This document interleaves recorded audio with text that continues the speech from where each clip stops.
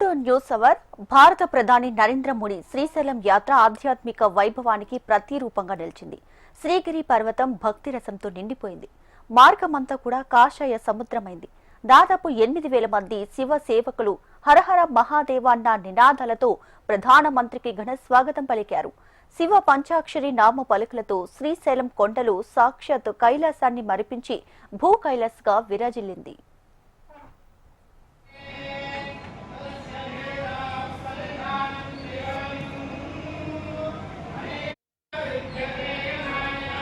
ఇంత క్లియర్గా చూడొచ్చు బొక్కలతో.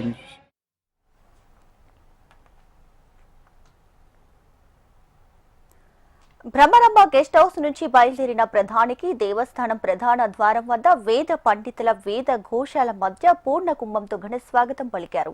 CM Chandrababu, deputy CM Pawan Kalyan మోడీని ఆత్మీయంగా ఆహ్వానించారు.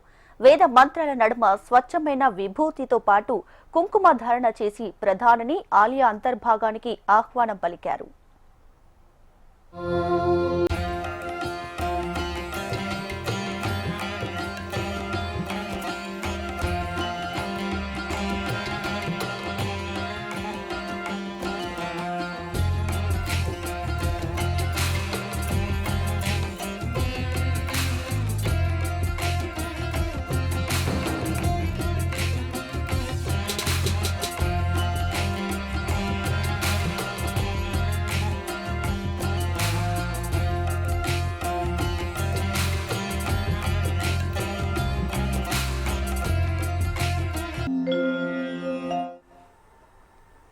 పూజల అనంతరం ప్రధాని నరేంద్ర మోడీ అక్కడి నుంచి శ్రీ శివాజీ స్ఫూర్తి కేంద్రాన్ని సందర్శించారు. శివాజీ దర్బార్ హాల్, ధ్యాన మందిరాలను ప్రధాని నరేంద్ర మోడీ తిలకించారు.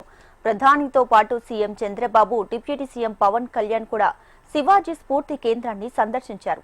శివాజీ మహారాజు శ్రీశైలంలో బస చేసి ధ్యానం చేసిన ప్రాంతంలో ప్రధాని నరేంద్ర మోడీ కొన్ని నిమిషాల పాటు ధ్యానం చేశారు. ప్రధాని నరేంద్ర మోడీ దాదాపు 40 నిమిషాల పాటు శివాజీ స్ఫూర్తి కేంద్రంలో గడిపారు. निडरता और बलिदान को सबसे